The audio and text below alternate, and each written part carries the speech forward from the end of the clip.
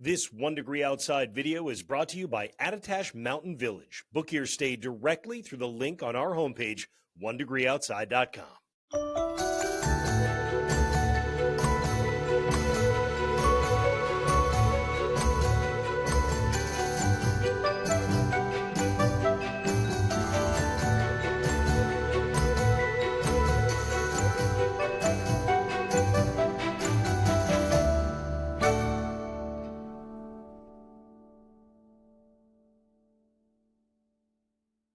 Tuesday Insights looking ahead to a few disturbances coming up here over the next several days. We're going to dive into all of it coming up in this video. The lingering mild air that's fading, how that leads to snow, at least for the northern half of New England, and just how far south that snow may come on Wednesday night. An update on the Friday night energy, and that's going to try and make a storm off the coastline with a cold shot remaining on track as we head into the upcoming weekend. Reminder, we do have membership tiers now that we just have unrolled at patreon.com/1degreeoutside. What is that? Basically, a lot of folks have said, look, we love the free app, the free website. Can we give back? Fuel the forecast, your way to do that.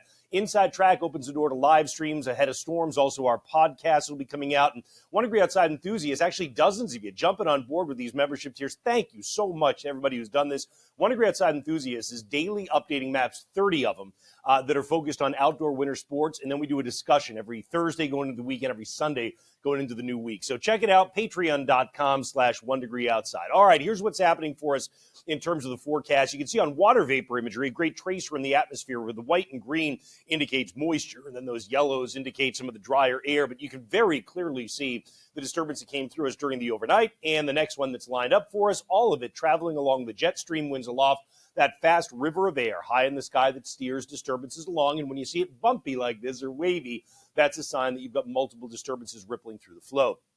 So you look at the jet stream forecast, first of all, over the next several days, and you'll notice that, yep, there's tomorrow night. Here we go. Strong jet stream disturbance that comes in on top of us, creates rain and snow that we'll dive into here in a minute. And a stronger jet stream disturbance that comes in, carves out a big, what we call trough or dip in the jet stream. A jet stream separates cold to the north from warm to the south. So this opens the door to cold and significant cold heading into the weekend. Notice also a stronger disturbance very close to us here on the leading edge to that trough. That would be the Friday night storm potential that we'll take a look at here in a minute. And then, whoo, you really dig that trough as you go into the weekend. In other words, you're really opening the door to the cold.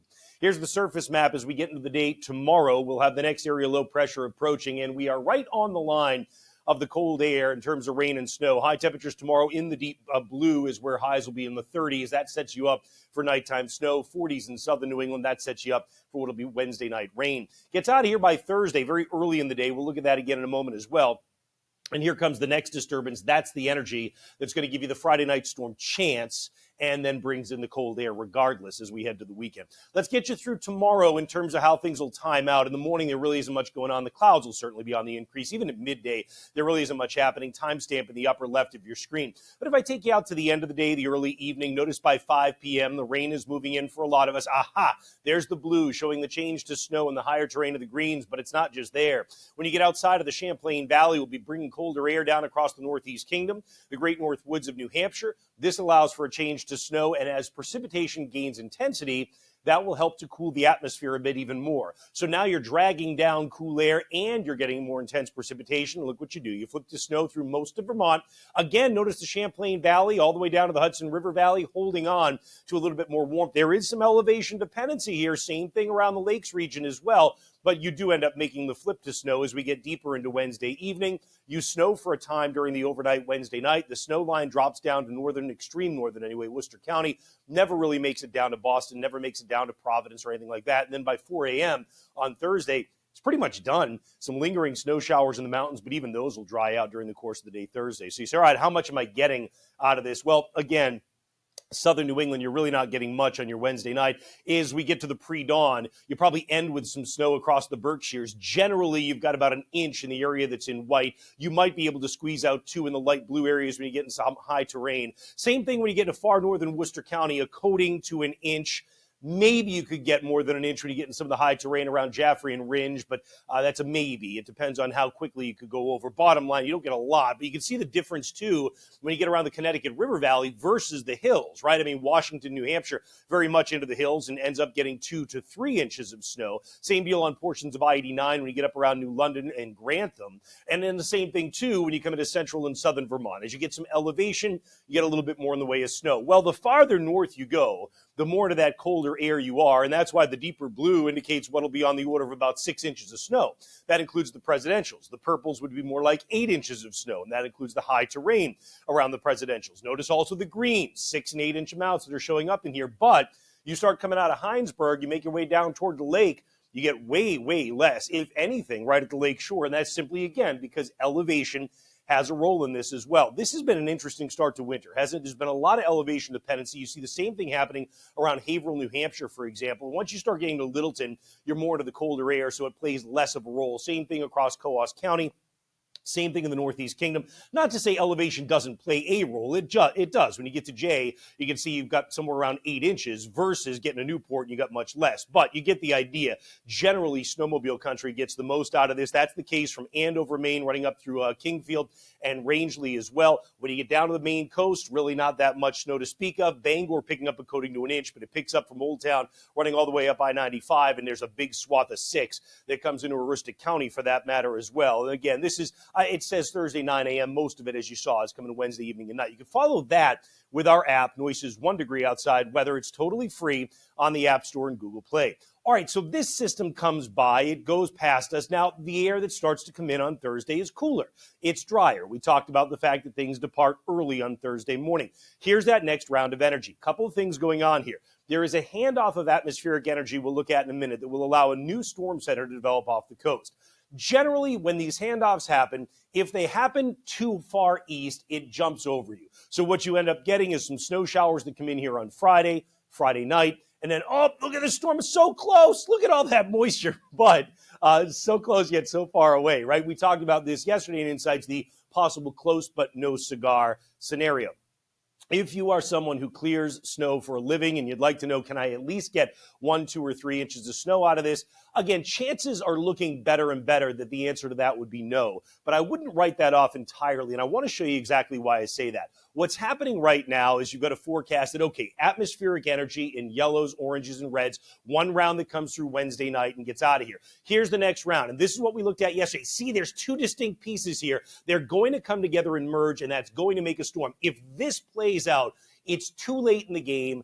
It's happening just to our southeast. You still open the door to the cold, but a lot of that goes by with just some snow showers Friday and Friday night that could require treatment in spots, but it wouldn't be really something you'd need to push around. When you look at the surface forecast, the white lines being barometric pressure, the coloring being surface temperature, this is Wednesday night. There's the red indicating the freezing line at ground level. You can see that dropping south. That's why I say the farther north you go, the more to the accumulating snow you get from the Wednesday event.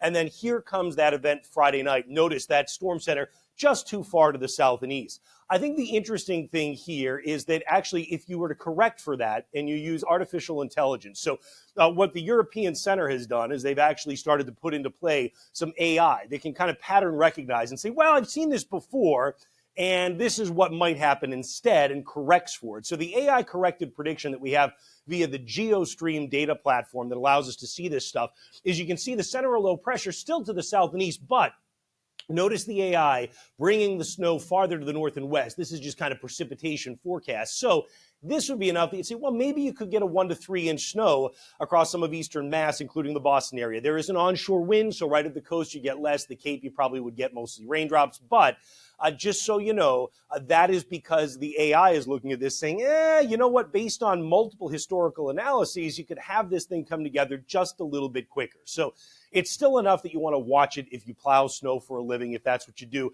and we'll see how it comes together, even though certainly the close but no cigar scenario seems more likely overall. You can see absolutely Friday night the air is cold enough at 6,000 feet. You get the freezing line in red way down to the south and east, but again, with an onshore wind near the coastline, it'd be a different story. And then everybody just gets deep into the cold, sub-zero air when you get up into the thousands of feet above the deck. we'll be talking about what'll be high temperatures about 20 degrees by the time we get to Sunday. In fact, let me show you. We'll go day by day. Wednesday's highs coming up into the 40s, 30s north. That colder air slowly ready to settle south. Now, one thing on Wednesday night, just so you know, when the rain comes to an end in southern New England, notice there are some spots like Route 2 that may be able to drop to freezing just at dawn on Thursday. So a little bit of black ice can't be ruled out. I don't think it would be a widespread thing in the rain areas, but we're going to watch that certainly. Thursday, it's cooler. It's still probably a little bit warmer than normal in a lot of spots by a couple of degrees anyway. Friday, we begin to bring the colder air into play. Remember, the snow showers that at least may require some treatment depending on how it goes.